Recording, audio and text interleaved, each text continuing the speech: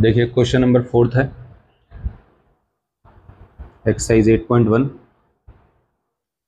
Trigonometry का question है 15 cot A equals to 18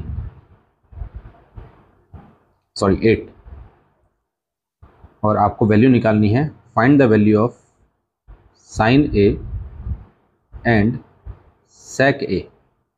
ठीक है,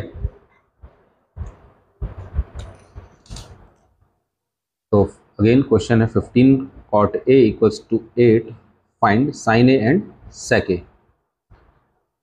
तो जैसे आपको पता है 5x इक्वल्स टू 8 होता है तो हम x की वैल्यू कैसे निकालते हैं, 8/5 निकालते हैं। तो यहाँ पे क्या है 15 cot A इक्वल्स टू 8 है, तो यहाँ से cot A की वैल्यू कैसे निकालेंगे। देखिए cot A equals to 8/15।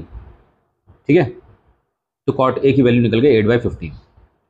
Okay, अब सुनो, अब हम जानते हैं cot A होता क्या है ना। cot A का फॉर्मूला होता है क्या। अब अगर नहीं पता है आपको तो सुनो, tan A आपको पता होना चाहिए क्योंकि आपको पता है cot tan का उल्टा होता है। अगर tan की वैल्यू परपेंडिकुलर अपॉन बेस होती है तो cot उसका बिल्कुल उल्टा हो जाएगा। तो cot A की वैल्यू क्या हो जाएगी, बेस अपॉन परपेंडिकुलर। तो base upon perpendicular cot A की वैल्यू। ठीक है, tan से लिए।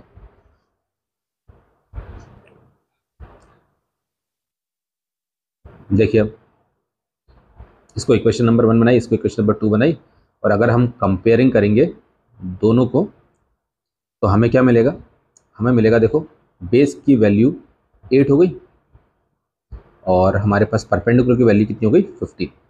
ठीक है, अब आ जाते हैं हम, जब ऐसा कर दिया तो इसको हम यूज़ करेंगे राइट एंगल ट्रायंगल में। तो राइट एंगल ट्रायंगल में हमें साइन ए चाहिए, हमें सेक ए चाहिए।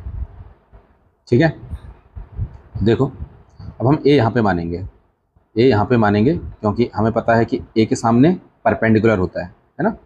ए के सामने परपेंडिकुलर होता है तो बी और सी कहीं भी मान सकते हो, लेकिन ए हमने यहाँ पे माना ताकि उससे क्या हो जाएगा, परपेंडिकुलर हमें साफ साफ उसके सामने मिल जाएगा। तो पी लिया, स्लांटेड लाइन हाइपोटेनस होती है, बचा हुआ साइड बेस होती है। ठीक है, तो बी 8 है, रख दो। परपेंडिकुलर की वैल्यू 15 निकाल चुके हम, तो परपेंडिकुलर की जगह हमने क्या रख दिया, 15 रख दिया। अब हम निकालेंगे हाइपोटेनस, क्या लगा के पाइथागोरस थ्योरम लगाएंगे और हाइपोटेनस निकालेंगे। क्या फॉर्मूला होता है, h square equals to p square plus b square होता है। ठीक है, h की वैल्यू निकालनी है, h स्क्वायर, p की वैल्यू 15 दे रखी है और बेस कितना 8 स्क्वायर। ठीक है, तो यहाँ से 15 का स्क्वायर 225 होता है और 8 का स्क्वायर होता है 64। तो h की वैल्यू कितनी आ गई, ये आ गई 289। ठीक है, h स्क्वायर की वैल्यू 289, तो h की वैल्यू क्या आ गई, √289 और 289 जो होता है वो फैक्टर होता है 17 का, 17 इंटू 17 289 होता है। ठीक है, तो 17 का पेयर बन रहा है, तो हमारे पास h की वैल्यू आ गई 17, तो हाइपोटेनस आ गया 17। ठीक है, अब तो हमारे पास थर्ड साइड जो हाइपोटेनस नहीं था वो भी आ गई। क्लियर, अब स्टार्ट कर रहे हैं हम, इसको रख लेते हैं यहाँ पे 17 लिख लेते हैं। अब हमने निकालना है, हम मेन आते हैं साइन ए और सेक ए पे, जो हमने निकालना है। ठीक है, देखो साइन ए निकालते हैं। फिर सबसे पहले